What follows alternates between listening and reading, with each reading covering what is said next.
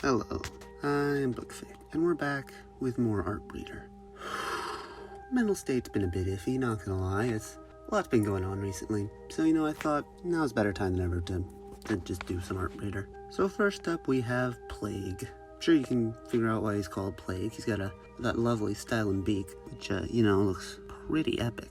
His legs are a little iffy. I never know exactly how many he has at a given time. It kind of changes. Sometimes he's really fast, sometimes he's just kind of hopping around. It all depends on the time of day. Next we got Big Bingus. As you can imagine, Big Bingus is big. It's like 200-300 feet tall. It varies. It's just, he's kind of a gaseous state, so his cloud of existence is kind of varying. Next we got Flesh. Flesh is very squishy, and just that perfect level of warm that's just so uncomfortable. And he's slimy, and his eyes, they really stare through your soul. Next we got Ortho, one of the few ones we have that lives underwater. He's got a real thick shell, but it is gelatinous at the same time. It's fascinating substance. It's like if you made jello out of steel, which I kind of want to do now for whatever reason. But Crankles would like that. Anyways, he scuttles around pretty slowly, but his real talent is long jumps, and he can go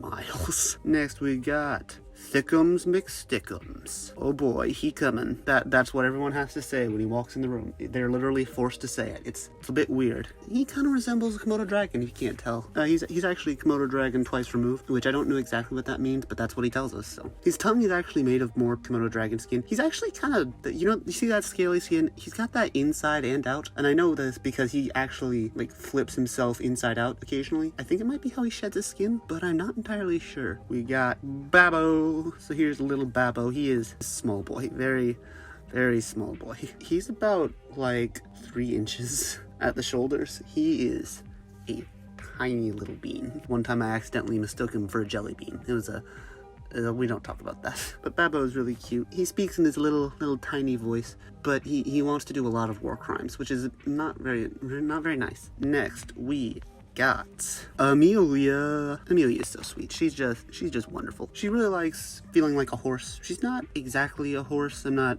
really sure what any of these things are actually, but she likes to just give people rides, and she once said that I'm the bus, and that's all she said. She's only said 2 other things other than that. One of them being I want soup, and another one being leaf. So yeah, Amelia's very courteous, very, very friendly. She never stops trucking.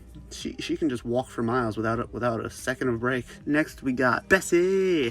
Betsy, just big old Betsy, Big Betsy as we call her. She is a giant hairy worm creature, and she's just absolutely wonderful. She's got a big old splitting mouth. She can really tear through the earth. It's impressive. She actually makes little homes for these ant-like creatures, which I can't really describe right now for legal reasons. She's just really nice. She likes doing that, and she'll just curl up in these little pools of magma. It really freaked me out the first time. Next up we got Grog. Grog is a sturdy one. See that face of his? First off, he would smile if he could, but his face does not physically move. Secondly, he can headbutt imagine Bedrock from Minecraft. Grog could headbutt that out of existence. But he's real friendly. He likes to play catch, actually, which, it's a little tricky for him since he doesn't have a mouth or hands or anything else to catch. But sometimes if he gets it just right, he can land in that little eye socket looking thing right there. It's quite a challenge, but he likes a challenge. He really just loves challenge. His favorite game is getting over it, and I don't know how he does it, but somehow he's managed to beat it several times. Again, no arms. Next we got Bungo and Bongo.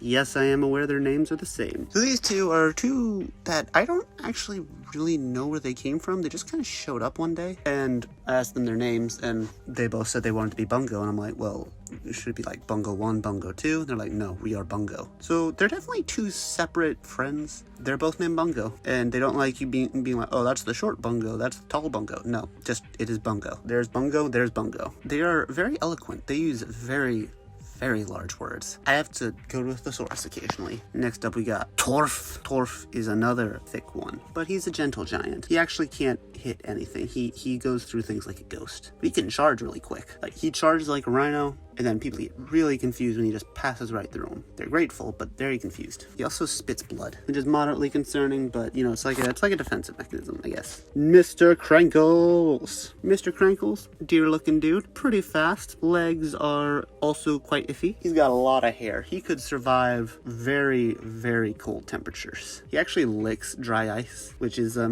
bit concerning, but you know, if he likes it, he likes it. He calls it dry ice cream, which, you know, not very original, but you know. He also likes to eat steel and other types of metal.